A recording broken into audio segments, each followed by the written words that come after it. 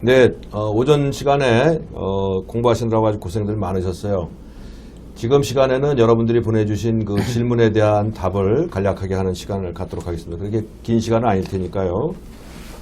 우선 첫 번째 질문은 방금 강의하신 오영석 교수님한테 질문을 드려봐야 될 것 같아요. 이 질문은 뭐냐면은 아마 그 보시는 환자 중에 한 분이 세컨드 디그리 AV 블록이 퍼스트 디그리 AV 블록으로 전환이 됐는가 봐요. 그래서 이게 도대체 이게 가능하냐, 자기가 생각하기에는 1도방 실차단, 2도방 실차단, 3도방 실차단으로 시간이 가면서 진행되는 거는 있을 것 같긴 한데 어떻게 2도방 실차단이 1도방 실차단으로 호전이 될 수 있을까, 이런 질문하고요. 그렇다 그러면 이게 3도방 실차단이 있던 사람이 2도로 좋아지는 경우도 있겠는가, 뭐 이런 질문입니다. 오 교수님 대답 부탁드릴까요? 예, 충분히 있을 수 있습니다. 근데 그런 경우에 있었을 때는, 예를 들어서 방실 차단의 경우에 있었을 때는, 예를 들어서 1도 방실 차단하고 2도 방실 차단이 있었었고, 그러니까 조금 심한 거 하고 좀 덜 심한 게 있는 경우에 있을 때는 그 환자는 심한 방실 차단이 있는 걸로 생각해야 되는 것이 좋습니다. 왜냐하면 2도 방실 차단이 있다 하더라도 모비스타의 1 방실 차단이 있는 경우에 있을 때는 얼마든지 순간에 있을 때, 어느 순간에 있을 때 줄이 많이 좀 끊어지는 경우에 있을 때는 세컨드 디그리로 나왔지만 다시 연결이 되는 경우, 항상 이것이 리버서블합니다. 그렇기 때문에 1도 방실 차단으로 나올 수도 있고요. 그런데 이랬었던 1도 방실 차단이 나왔었던 환자가 모비스타의 1 방실, 세컨드 디그리 AV 블록이 어떤 거였을지 모르겠는데 아마 모비스타의 1 방실 차단인지도 모르겠는데, 환자가 만약에 중간에 싱코브를 했거나 증세가 있었던 경우들은 모비스타의 1 방실 차단이었다 하더라도 증세가 있는 경우일 땐 서드 디그리 AV 블록으로 진행하는 경우들도 종종 있습니다. 그렇기 때문에 이런 환자에 있을 땐 제일 중요한 것이 증세가 있었느냐, 이런 앞이 캄캄해지거나 이런 블록 같은 것으로 인해서 증세가 있었는지를 준비해보면 좋고요. 그리고 또 하나는 2도 방실 차단이 있는 환자한테 운동 부하심 전달을 하거나 환자한테 운동을 좀 시켰었을 때 그냥 1도 방실 차단으로 완투한 컨덕션이 되는 경우에 있을 땐 이때는 굉장히 비나인한 경우고, 그런 경우는 세컨드 디그리 AV 블록 했을 때 트레드밀 엑서사이즈를 하게 되면은 1도 방실 차단, 완투한 컨덕션이 되는 경우도 상당히 많습니다. 그래서 그런 경우도 뭐 얼마든지 볼 수 있고, 또 하나가 3도에서 2도로도 가능하겠는가? 예, 가능합니다. 서드 디그리 AV 블록도 아까 말씀드렸지만 2도에서 3도로 프로그레션 했지만 프로그레션 했다가도 다시 2도로 옵니다. 그러니까 조금 전에 말씀드렸던 것도 퍼스트 디그리 AV 블록이었다, 컴플리트 AV 블록이었다, 다시 퍼스트 디그리 AV 블록으로 왔었던 그 증례랑 마찬가지로 얼마든지 다시 왔다 갔다 할 수가 있는데, 제일 중요한 거는 서드에서 썼었는데 2도로 왔다 그러면 그 환자는 서드로 생각해서 박종기를 일단 고려해 보시는 것이 좋을 것 같습니다. 그런 예도 있고요. 또 이제 아마 비근한 예 이런 거 있을 거예요. inferior MI 이런 경우에 이제 컴플리트 AV 블록 생기거든요. 근데 그 리바스큘라리제이션, 혈관 다시 통하게 되면은 또 AV 노드에 피 잘 가면서 3도 방실 차단이 완전히 없어질 수도 있거든요. 그래서 그 한 그레이드의 방실 차단이 꼭 픽스된 건 아니다, 이렇게 아시면 될 것 같습니다. 다음 질문 넘어가겠습니다. 다음 질문은, 이건 전두수 교수님 질문인 것 같은데요. 심전도 기계 판독이 Q-wave, possible inferior infarct 이라고 나왔습니다. old MI에 의한 Q-wave와 LVH에서 보이는 Q-wave를 어떻게 감별하느냐.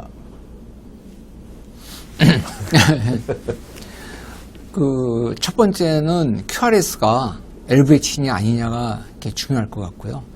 하여튼 심전도는 센시티브하게 이렇게 판독을 합니다. 그러니까 첫 번째는 QRS 모양 자체가 LVH냐 아니냐가 중요하고, 두 번째는 Q가 있다 그러면은 리드 3만 Q가 있는가, 아니면은 리드 3 플러스 AVF가 있는가가 중요한 것 같습니다. 그래서 리드 3만 단독으로 있을 경우에는 아까 말씀했던 LVH 그럴 때 좀 흔히 좀 있을 수 있고, AVF하고 리드 3만 같이 있다 그럴 때는 두 번째 중요한 게 뭐냐면은 QRS 폭인 것 같습니다. 폭. 그래서 LVH 같은 경우는 셉탈이 하이포트로피가 돼도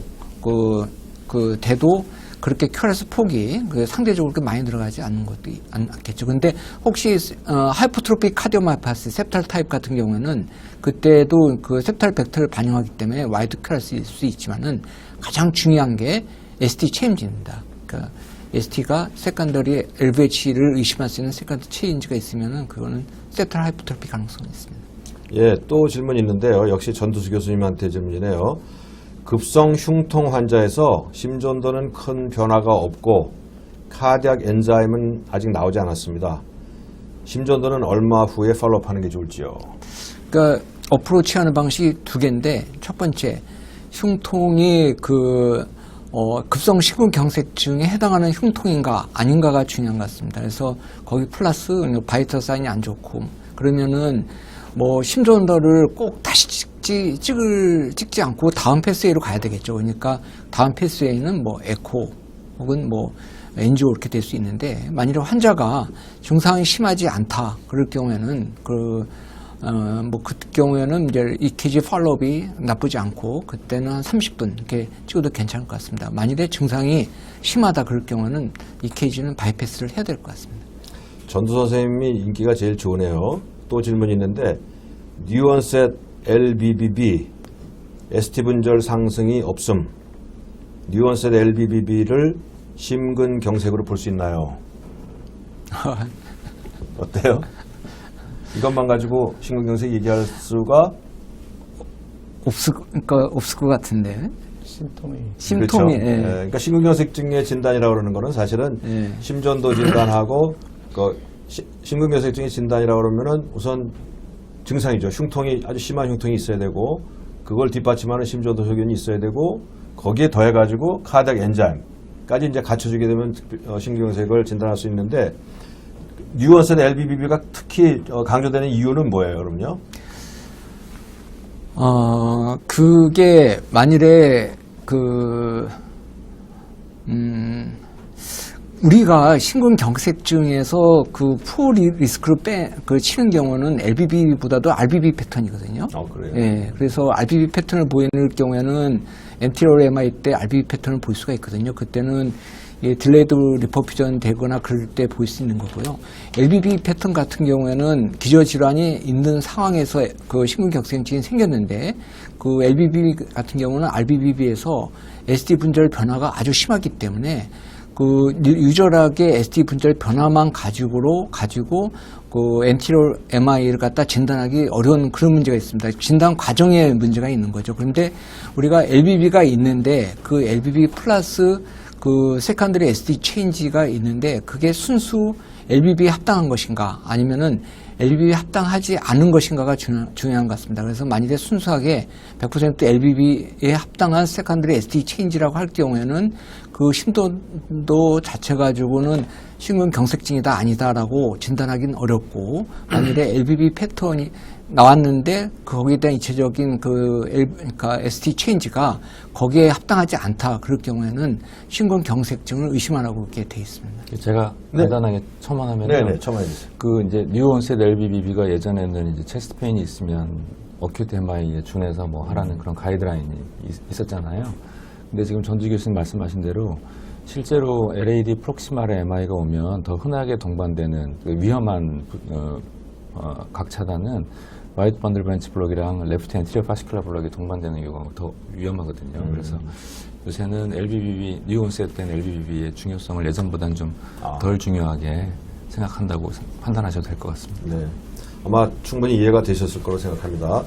다음번 질문은 이건 좀 까다롭네요. 이거는 제가 대답하겠습니다. 심전도 기계 판독이 unusual P-wave axis, possible ectopic atrial rhythm 이라고 나왔습니다. 어떤 경우에 P-wave가 역전되어 보이는지요.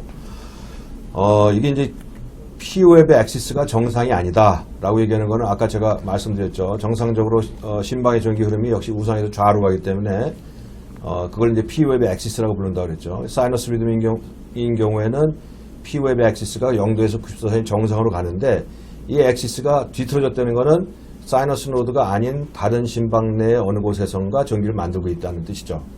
근데 여기 이제 ectopic atrial rhythm이라고 됐단 말이에요. beat이 아니고 rhythm이라는 거는 이게 세 개 이상 연속해서 나오고 있다는 얘기입니다. 그러니까 사이너스 노드가 아닌 다른 심방의 한 곳, 그것도 사이너스 노드하고 좀 떨어져 있는 심방의 한 곳에서 전기를 지속적으로 만들고 있다라는 뜻이에요.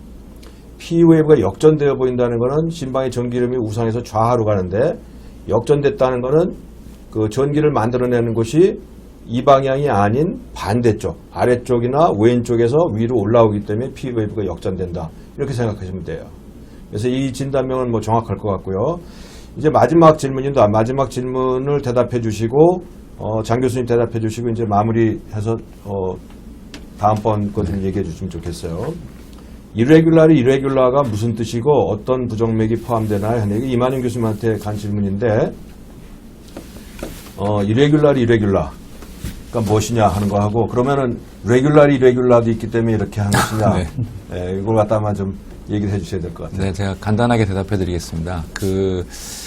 오용석 교수님 뭐 강의를 쭉 들어보시면 아시겠지만 저희 이제 특히 섬액 같은 경우에 이도 방실 차단은 이렇게 맥박 간격이 RR 간격이 불규칙한데 그 불규칙한 게 규칙성이 있습니다. 예를 들어서 PR 간격이 점점 길어지다가 빠진다든지 일정하다가 빠진다든지 이런 경우를 이제 irregular 이렇게 표현할 수가 있고요. 그 다음에 irregular라는 거는 그 심장 박동 자체가 RR 간격이 불규칙한 거에 어떤 규칙성을 찾을 수 없다 이런 얘기거든요. 그래서 대표적으로는 저희 심방세동하고요. 또 하나는 MAT라고 멀티포컬 에이트리얼 타키카디아 이 두 가지가 대표적인 irregular한 박동인데 P웨이브가 모양이 다른 게 조금이라도 보이면 MAT라고 진단하고요.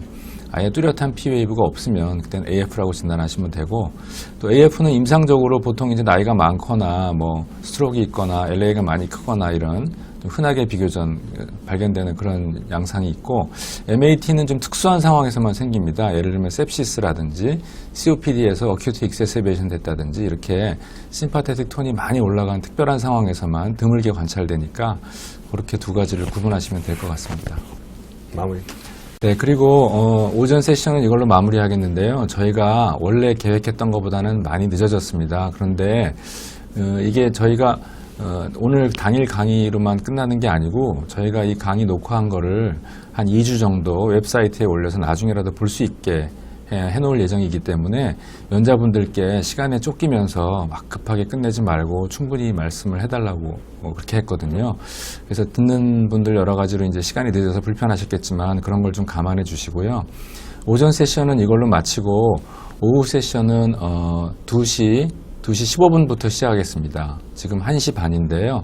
2시 15분부터 시작을 하겠고 오전 세션이 끝나면 전부 다 강제로 로그아웃이 되기 때문에 오후에 들어오실 때에는 다시 로그인을 해서 들어와 주시면 고맙겠습니다. 네, 오전 동안 늦은 시간인데 수고 많으셨습니다. 고맙습니다.